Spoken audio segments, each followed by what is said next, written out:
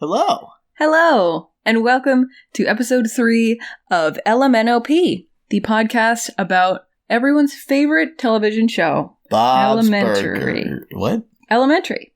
We're still doing, it's the podcast about Elementary. But have you seen Bob's Burgers? Yeah, it's good. So let's do that. No. Okay. Episode 3, season 1 is called Child Predator. Title's not great. I will say right off the bat, this episode does not have any sexual stuff.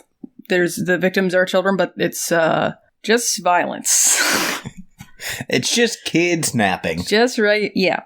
It's kidnapping. Yes, it's kidnapping. But for real, if that's a trigger, this episode is just got murder. Anyway, very well handled by me. Moving right along, I am Val Flight Cub, aka Joan 100 Squatson. And I just woke up, but I'm here to play. My name is Alec, aka Ballooney Tunes. Okay. Alrighty. So let's just get right into it. I feel like the pilot episode we were like, what did you think of the episode? But it's always just like, I liked it. Good, yeah. Yeah, I don't think, honestly, going into this one, I was a little hesitant to watch it because it's one of a few episodes that I have seen multiple times. However, at the end of the episode, I was like, oh, it's not actually a bad episode. I've seen it more recently. Mm-hmm. It's a perfectly good episode. Mm-hmm. And I think Sherlock does some really great Sherlocking this episode, so. Yeah. I hated it. Just kidding. This is the episode that is the reason that I wanted to do this podcast. Yes, it is. This is a moment I have been telling people about for years. Or this episode contains a moment that I've been talking about since I saw it. So, at the beginning of the episode, we open the episode with a flashback to 2005 Brooklyn. Little boy named Adam is walking on the street, and a car comes up and is like, hey, you know me, I'll give you a ride to school. And he is kidnapped. And as the car drives away, you see that he has left behind a bunch of balloons that say, thank you. Thanks. Yeah. The balloons are in the back seat, and Adam asks, what are those for? And the man driving the car simply responds, they're for your parents. Mm-hmm. So then we're in present day. And Sherlock, once again, Season 1, Sherlock is shirtless.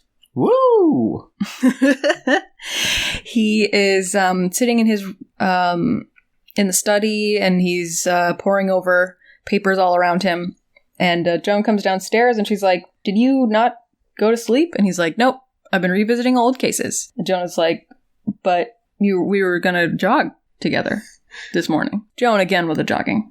It's like, give it a rest. Jog. Yeah. And by it, I mean your feet. Just take a walk. Well, I don't know about that. Walking's easier on your feet. Well, how come every time I go for a walk, my feet are bleeding by the end of it? That's because I put glass shards in your slippers. Damn. Yeah. I thought it'd be a joke. I'm just learning about jokes. So Joan was like, you promised, you said that we would jog. You agreed with me that jogging would be good for your sobriety. And he said, if I say I agree with you, it means I am not listening. And she's like, you know, it'd be really great is jazzercise. Get you some little leg warmers. And he's like, I agree with you. And now I'm just like, I feel robbed that we never got that. Yeah. Yeah, like, Sherlock, can you just for a minute put your childish ways behind you so that good, wholesome people like Valerie and myself can enjoy some jazzercise television? Yeah, scenes. I would love to watch people jazzercise. I mean, that's why I always bought all those exercise tapes. I didn't realize you were supposed to do it along with it. And you're just like, wow. I just like watching it. They're fascinating. What a great coordination these people have. Yeah, I mean, it's not like, you know, you don't sit down and watch Sunday Night Football while playing a game. Exactly. It's exactly the same. Yeah. So Joan is like, okay, what case are you poring over? What case are you looking at that made you stay up all night?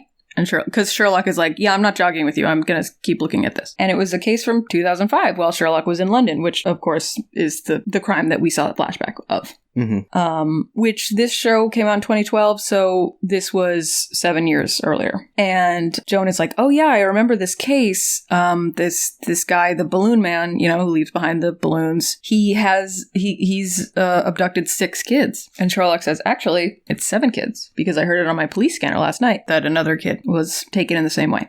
She's like, wait, but so you haven't been assigned the case? And Sherlock's like, no, but I will be. She's like, oh, well, obviously it's going to have to go through the police commissioner, and they're going to have to make sure it's all okay.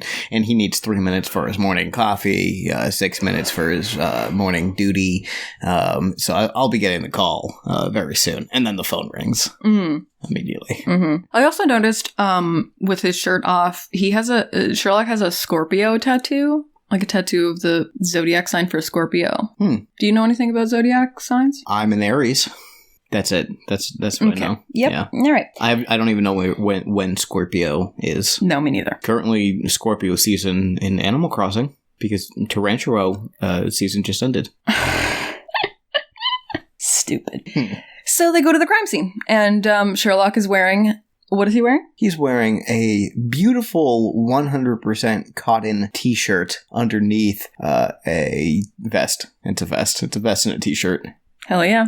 T-shirt and dress vest. That's a look. It is a look. As they enter the property, Sherlock is like, a vine is broken here. Probably from the kid while she was being kidnapped. And they go inside. Belle is like, that's a good sign. That means that she's a fighter. And Sherlock, being the human connection that everyone loves and craves for, is like, yeah, that would be great. If little girls had any chance of fighting off full-grown men. Yeah. Yeah, it's a bummer. So they go in, and the parents are in their living room, and they're about to go on TV and, talk to the news, talk right into the camera and beg for, the girl to be returned. And Sherlock's like, you can't do this. And they're like, we're on in 5, 4, 3, 2, 1. And Sherlock grabs a paint can from the other room and just sprays it right on the camera, because it would be deadly for them to go on TV. Because the more they're on TV, he has found a correlation that the more the parents are on TV, the faster the kids are... their bodies are found, basically. This is a real fun, goofy episode so far. I know. I keep being like, well, I can't make a joke about that. Yeah. Sherlock says, if you want your daughter back, you have to do as I tell you. He says, you have to start patting your head and start rubbing your belly. But you have to do it at the same time. While standing on one foot. While standing on one foot and hopping up and down. And Joan's just like, well, he's the expert. He's the expert. You gotta listen to him. So Joan has read up on the cases as well. So Joan is investigating with Sherlock, but anytime she tries to say anything to him, he brushes her off and shushes her, and it's basically like, how this works is I need to observe everything, and then I'll need to talk it out, so I can talk to you, but you can't talk to me. Every time she pipes up with something, he's like,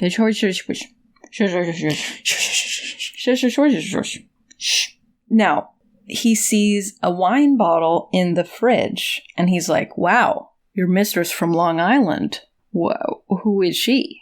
And the dad's like, what in fuck? So the dad had said, I went out to the bodega to buy a bottle of wine, and that's when the kidnapper took our daughter. And Sherlock is like, that's a lie. It's a lie, because wine bottles and bodegas have the caps on the top because it makes it easier to stack. So it has the sticker, the price sticker. What did I say? You said the cap. The cap right on the top? Yeah, it has the cap on the top. Whereas other places... As opposed to squeezy bottles of wine that are stacked upside down. Yeah, like a Gatorade water cooler. Yeah. Or a ketchup bottle.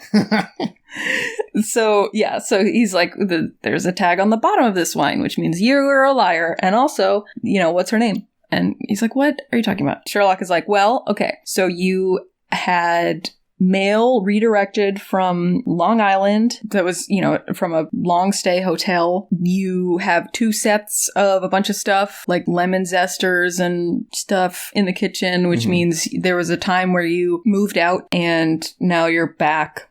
So you probably had to move out. But you brought back with you your lemon zester and whisk. Right, which I don't know what bachelor pad has a lemon zester. Well, hey, some bachelors love zesty lemons. Mm-hmm. You make a good point. Thanks. Are you one of those people who is not married but likes lemon zesters? No, fuck lemons. And fuck zesters. You're really not supposed to do that. It's not good for you. It stings, but I like it. Yeah, you have to do it in the right order, too. Because if you did the zester and then the lemon, it's a recipe for disaster. You hate it? I hate this! You hate it. So he's got all these details, and he's like, I know that you had a mistress, and you moved to Long Island, and you guys separated, blah, blah, blah, blah, blah. And he's like, okay, yes, the coworker I used to date while we were separated, called me, and I went outside just to tell her that it's over, and, she should stop calling me and stuff. And Sherlock is like, okay, well, your mistress could be a witness, so... Yeah, I love how idiot husband is like, what does it even matter? She obviously didn't do it, so why do I have to tell you these things? And Sherlock's like, I don't know. Maybe she saw something. Yeah, which, spoiler, for the next scene, she did. What?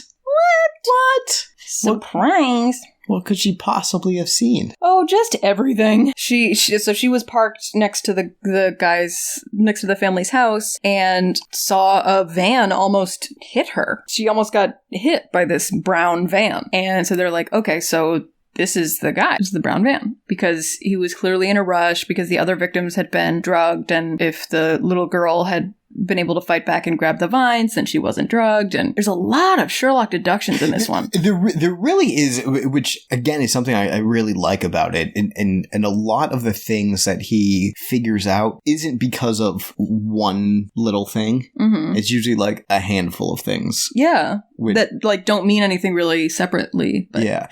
He knew exactly what time all of this happened because the night before he was listening to the police scanner, and on a separate unrelated call, a police car went to this neighborhood or the neighborhood over. So the kidnapper heard the sirens and must have got spooked and was trying to hurry up. That's why the girl wasn't drugged. Right. That's why he was trying to escape quickly. Mm-hmm. That's why he almost hit that woman's car. So they're looking for a brown van in the neighborhood, or people that saw a brown van. Sherlock sees this car and he's like, ta-da! I found it. And Joan is like, that is a blue sedan. That is not a brown van. And he's like, yes, but there's this big streak on it of brown paint, where it got sideswiped, maybe by a kidnapper van who was in a hurry. And it's also a parked car that's got skid marks from being smushed a couple of inches sideways. Mm-hmm. Yeah, there are tickets on the car, so he knows it hasn't been moved recently. Mm-hmm. But like you said, they're the skid marks, so something moved it. Yeah. So we know that this side swiping didn't happen somewhere else. Mm-hmm. But the side swipe, importantly, of course, does have the brown paint from the brown van, but there's also white and blue paint mixed in towards the end of the swipe. And as Sherlock points out, it's a very specific white and blue of the NYPD. So it's a decommissioned police van that got bought at auction and painted brown. Mm-hmm. So they put out a bolo. Bolo tie. They put on a bolo tie and they... Which looks great with his vest. Well, it would be silly to have a regular tie and a t-shirt and a vest. Yeah, that'd be ridiculous. Better to have a string with a coin on it. Did you ever wear a tie in middle school? I did speech, as in speech and debate, except debates for nerds. So pretty much every Saturday, or at least, a dozen or so over the course of the year, I had speech tournaments where you would dress up for that. I meant, did you ever wear a t-shirt and a tie? Well, you asked about a tie, but no, I would never wear a tie with a t-shirt. Sounds like you're not cool enough to have done that, because I did, and I was pretty fucking cool, so. Oh, I love you. Love you too.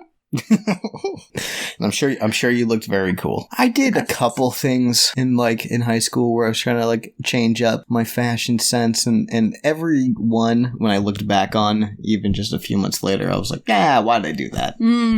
Now you make no fashion decisions at all. Yeah.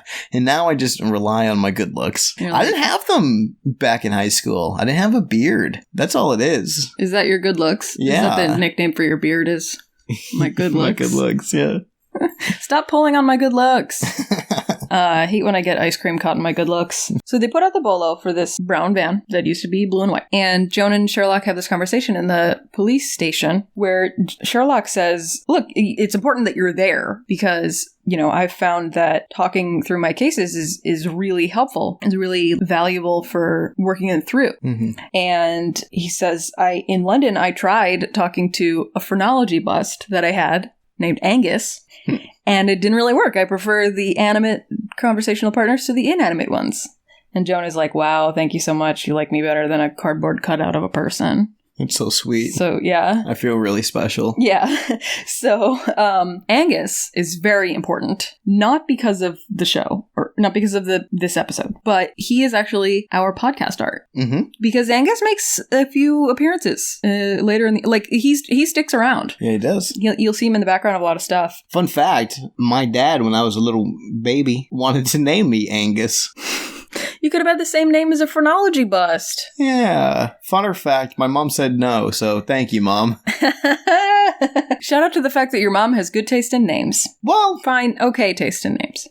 Spelling is a different question. it's a pain in the butt. All I want is a souvenir mug with my name on it, and it's never going to happen. They don't make Alec ones? They don't make Alexander with a CZ instead of an X. I know, but they don't make Alec ones? But I'm not...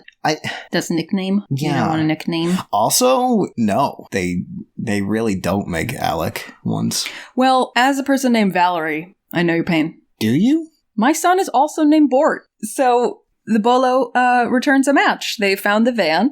They're chasing it down. Mew, mew, mew, mew. And they corner it. And they somebody jumps out of it and is running away. And they tackle him. Dude, Belle body slams this guy.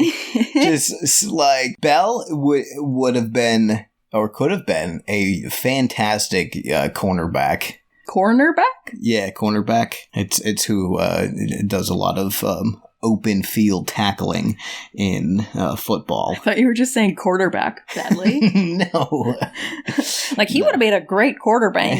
Cornerback? Cornerback. No, cornerback. Mm. They're the ones lined up opposite of wide receivers. Anyway. Oh, right. Yeah. Opposite of the wide receivers. Yeah. I was thinking of 3/4 back. That's a safety. Val, come on. Get your There's head a in the quarterback, a halfback, and a fullback. There should be a 3/4 back. I'm impressed that you knew those.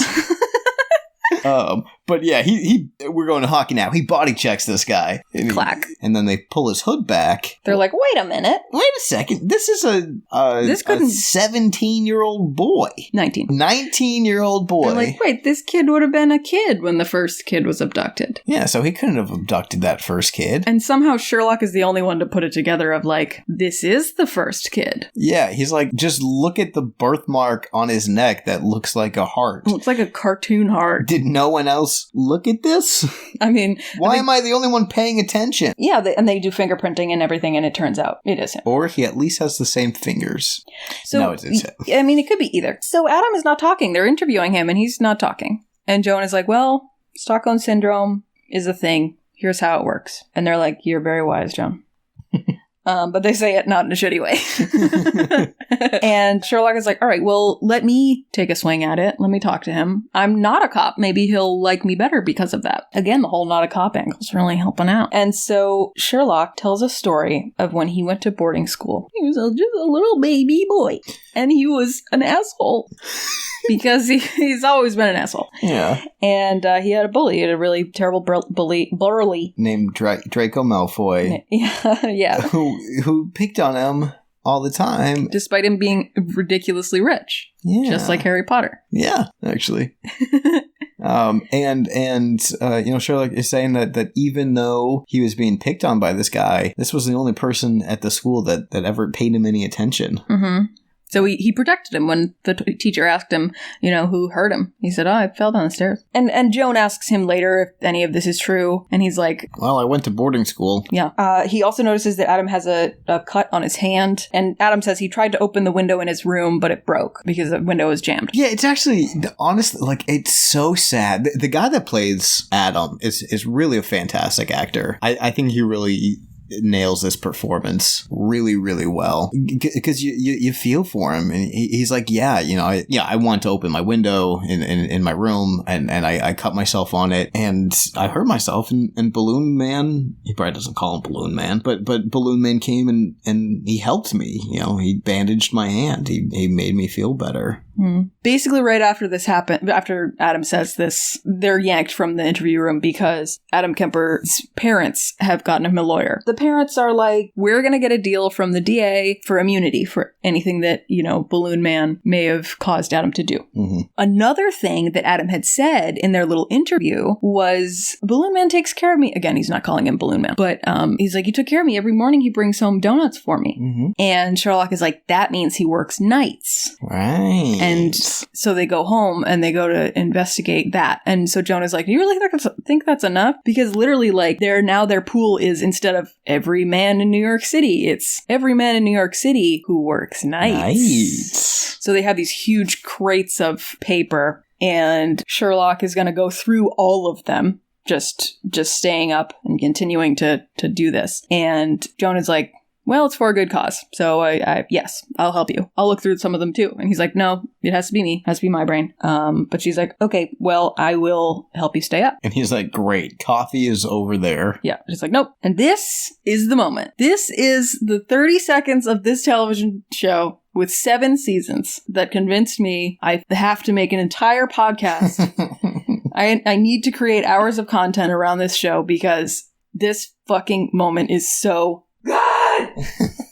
It's so good. I just scared the dog. You mean our producer? Our producer, Balto, got he probably had a weird little moment in his dream, his little dog dream. Suddenly someone was like, you're a good boy. Oh, the idea that his dreams would have people in them. I don't know why that's funny to me. If I found out that I was never in any of Balto's dreams, I would be a little disappointed. What if you were in his dreams, but you were a dog? Okay, I would love that. That's adorable. Yeah. That is so cute. Oh my god. Oh my god, that's so cute. He probably thinks of you as a dog. Oh. I love him so much. I hope we run around together and chase squirrels together. But I sniff his butt a lot. Oh my god.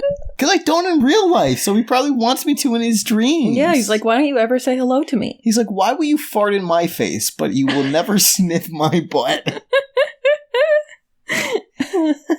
That's not a joke, folks. Anyway, dog dreams aside, this moment rules. And it is what sets Elementary apart from BBC Sherlock. It is what sets it apart from a lot of Sherlock and Watson content that exists in media. Because so much of the time, Watson is like the rolling their eyes, like, oh my, fine, oh, here he goes again, kind of character. And it's like he's being dragged along because he secretly likes it, or I don't know, just like being around Sherlock makes him feel cool or something. But generally, a lot of the times, like the Sherlock is a nuisance to the Watson in one way or another. And I think that's why people ship the BBC Sherlock and Watson so much, is because like they always have that negative energy.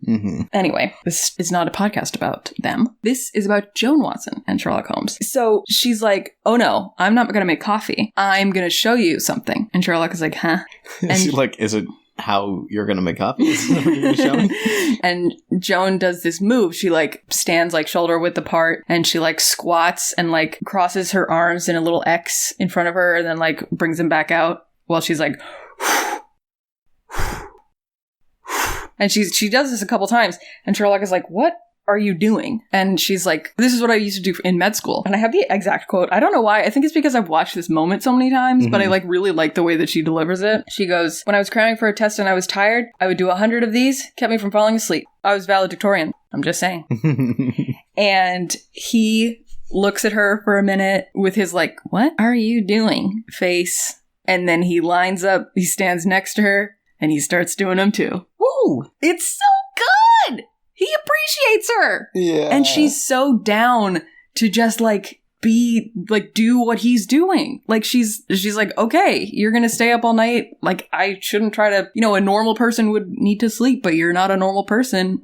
Fine. We'll go with it. I love their appreciation for each other, and I feel like this is the moment that it goes from, like, my sober companion is kind of annoying, but I tolerate her, and, my sober charge is a menace. Mm-hmm. But he has an interesting job, to being like, we're a team, kind of. This is the beginning of that. Yeah, I feel like, there are hints of that in the first couple episodes, like when in the pilot, when Joan asks, where were you last night? And Sherlock gives her a little look. Mm-hmm. There's some stuff like leading up to them working together and him taking her more seriously than anyone else in his life. Mm-hmm. But I feel like I agree. This is the moment where he's just like, I respect you. Yeah. I value you, and I will listen to you. Yeah. And Joan being like, she can help him, but she doesn't need to erase who he is. It's such a good moment of television. I love it so much. So they do that, and then Joan eventually falls asleep because she's a human. And Sherlock wakes her up. Watson! Like, screams in her face. Because she's, like, asleep at the table. And he's like, I figured something out. The balloon man switched jobs. He used to be an exterminator, but between victims 3 and 4, he switched to being a delivery man for this paper that, the current victim's family also receives. Whoa. So now I'm on the phone with the paper people to see who is the driver in charge of that route. I also like when he does these kind of things where little white lies, little manipulations in order to get information. Because, they probably want to just give out the name of an employee because they possibly murdered somebody. Right. But Sherlock calls them and tells them that he wants to tip the paper delivery man. And so he tells Joan all this, and he's finally, he's been on hold, and he's finally taken off of hold, and Joan, like, grabs a pen and, like, tosses it to him, and he grabs it and, like, writes down the address. And it was just another moment of, like, they're on the same team! Yeah. It was working together.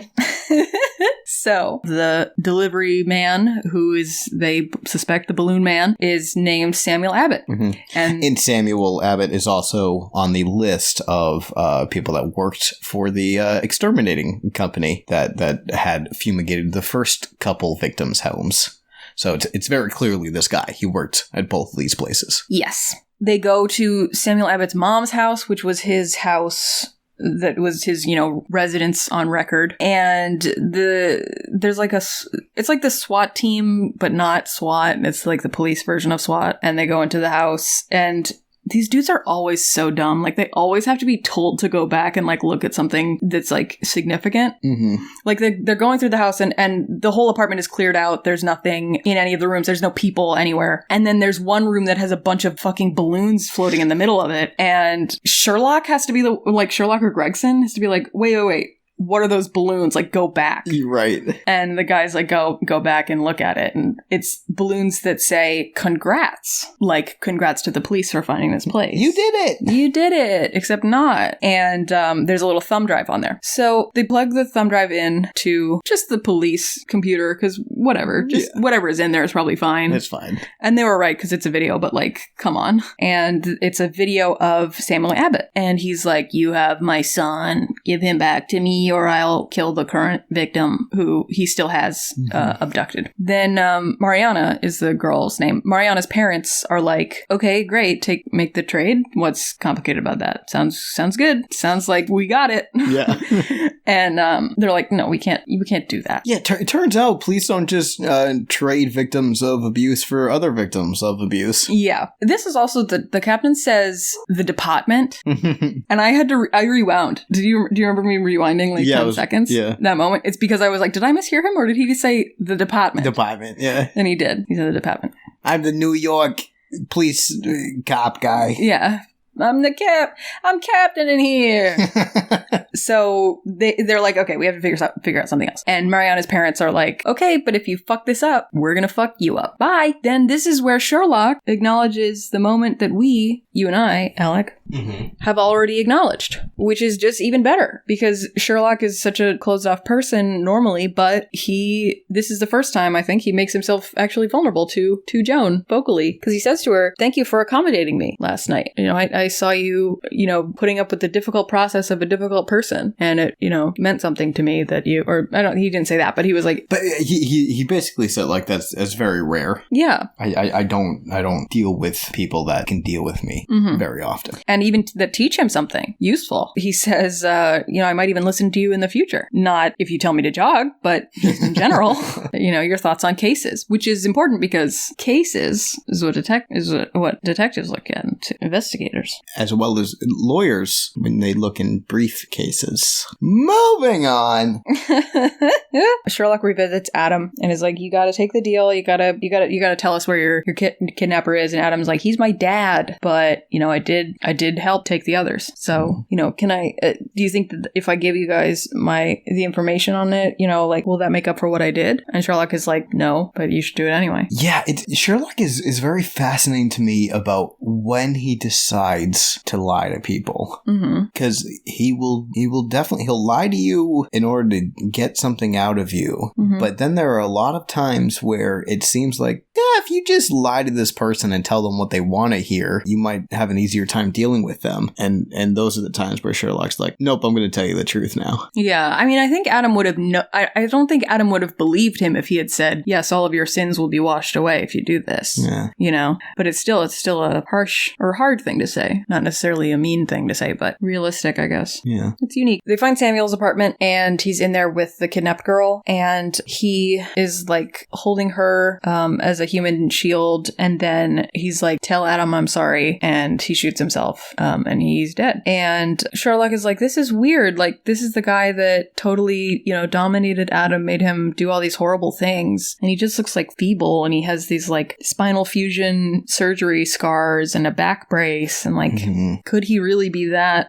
much stronger? No wonder he needed Adam to help him. Right. And then they look through the rest of the house. Well, so you know how when there's a balloon present in Animal Crossing, you hear the like Yeah. So there's that exact sound, and Sherlock is like, "What the heck?" And he looks up. He takes out a slingshot, and he doesn't see any balloons. Yeah. So he goes to the other rooms, and they go around to the rest of the apartment. There's a really gross little sad like pantry size room that's just got a mattress on the floor that doesn't even have like a fitted sheet on it. It just has like a stained little sheet. Yeah. What are you, a freshman in college? It looks really bad. Then they go into the nicer room, which is, probably Samuel's room as opposed to Adam's. And it's got a big, nice bed with a blanket on it and, lamps and a TV. And there's that balloon sound again. And Sherlock goes to the window and it's broken. Broken window. Broken window like you cut your hand on it. So Sherlock is like, wow, I'm deducing. Adam has been granted his immunity deal, so he's back at home, and he walks into his room at home, and Sherlock is just there in the dark, waiting for him. He's like, so Adam, you're the killer, huh? You're the guy, you're the balloon man. And Adam's like, no, wink. But really, I mean, that's basically like... That's basically the conversation. Yeah, pretty much. Yeah, Sherlock is like, you told me that you cut your hand opening your window, and the broken window was in the master bedroom. Also, I took out my handy-dandy magnifying glass, and I only saw short brown hair on the pillow of the master bedroom, and in the shitty floor mattress, there was stringy gray hair. Like Samuel's. Like Sammy boys. Sorry, Sammy Man's. Yeah. He's a man. Sammy corpse. Nope. Okay. So clearly Adam has the master bedroom because he is the master. And he overtook the balloon man when he was captured and became him. So Adam, doesn't say he did it, but he also says, he kind of says he did it. Yeah. And he was saying, when I was kidnapped, it was so cool seeing my parents beg for me on the news. And that's when I, realized I was a horrible monster killer kidnapper. and I got Samuel to do my bidding. Yeah. So Sherlock is back at the brownstone with Joan, and he's like, fuck B to this immunity deal. Yeah, I'd really like to send this guy to jail, but I can't. Can't, because anything that he did with the balloon, anything he did with this guy, Samuel, he can't be prosecuted for it. Immune. Even if he's the balloon man and the other guy's the balloon man's assistant. Immune. It's like a polio vaccine. It's immune to that shit. So he's annoyed. And so he's throwing knives at the immunity deal, which he's pinned up on the wall. And Joan is like, you could do squats instead. And Sherlock is like, no, I did too many. And I threw out my back and it hurts. And now I can't do any more squats. Joan is like, you're supposed to do 100, not 1,000,000. And Sherlock is like, wait a minute, my back hurt. What's really funny is he goes to throw another knife, and the knife as right before he throws it is behind his back, and he just like freezes in that position. Yep. And he just like turns and looks at Joan and goes, back pain. Back pain. And at first I was like, did he just cause more back pain to himself? Like he's frozen because he doesn't want to. Like he just somehow like locked his spine, and he's just like, too many squats. And then he says, thank you, dear, sweet back pain, which is a hell of a fake out that I did not appreciate. I was like, affection already! But no, it was not. Now it is time for the parlor reveal. Is that what it's called? Parlor room reveal. Yeah. The parlor room reveal. But it's at a park. Sherlock meets Adam in the park, and he's like, hey, so I know your immunity deal said you are immune from being prosecuted for any crimes you committed with Samuel Abbott. And Adam is like, yeah, I have an immunity deal. And Sherlock is like, but we looked it up, and Samuel Abbott had back surgery a little bit before one of the victims was kidnapped. Mm-hmm. And he was in bed rest. He was, what is it? Intraction? Yeah. Do you know what that means? It means in bed rest, probably. Remember how we said you don't have to say that you know something if you don't? No. Well, I don't know what it means either. Anyway, he was in the hospital. He was laid up in the hospital for 3 weeks after that surgery, completely enveloping the period of time which contained the kidnapping, which means that Samuel was not part of that at all. Adam kidnapped that kid by himself. All by himself. So you're saying that this is a crime that was not in cahoots with anybody else? No, cahoots were involved. Which means he can go down for it. He will get arrested for it. And Adam is like, yeah, well, I'm a kid, so I'm not going to get that many years of jail. And Sherlock is just walking away. Yeah. Because the police are here. He already called the police as soon as he learned that Adam was in the park. The end. The end. Of the mystery. We got him. Got him. Not for as long as he should be in jail for, but... Still, he'll be in jail. Still. And then Joan and Sherlock are back in the brownstone. Time for some friendship. Well, sure. Yeah, well, it's the end of the episode. It's the friendship time. Friendship time. We're working on it. It's a friendship garden that we are nurturing and growing. It's true. That's true. Joan is going around closing all the windows, all the shutters. And Sherlock is like, what are you doing? And she's like, I'm depriving you of stimulus, so you go to sleep. And he's like, no. I just solved a case, which means my brain is like super good at solving cases right now. So I gotta go look at all of those old cases and solve them. I bet you I will solve 3 before the end of the night. Mm-hmm. And then Joan is like, yeah, okay. And she moves his papers away from him, and she goes to get him a glass of tea, a mug of tea. Some sleepy time tea. And she goes to give it to him, and he's already asleep. Sitting on the floor in front of his chair, just... Exactly where we just saw him 2 seconds ago. But asleep. Because fun fact, Sherlock is a human being and does need rest. Mm-hmm. And when deprived of it for several days in a row, he gets sleepy. Gotta love it. I like when he can't control himself from being a person. Yeah. Just a human. It's cute. And there's episode 3, Child Predator. Do you get it? Because the predator was the child. Get it? I feel like it's almost like, I feel like naming it that is such a, like, kind of a giveaway, because, like, I mean, I guess because it's only the third episode, you don't know that they're going to do clever titles, but, like, you wouldn't, I mean, none of the other episodes are called Murderer. Yeah, it seems, I don't think a lot of people would get it at first. Mm-hmm. But yeah, no, it definitely, it seems like at first you're like, oh, that was kind of a a lazy titling of the episode. Yeah. And then once you watch it, you're like, spoilers? You know, because it's Child Predator, my nickname was almost Baby Shark do. Ah, I like it.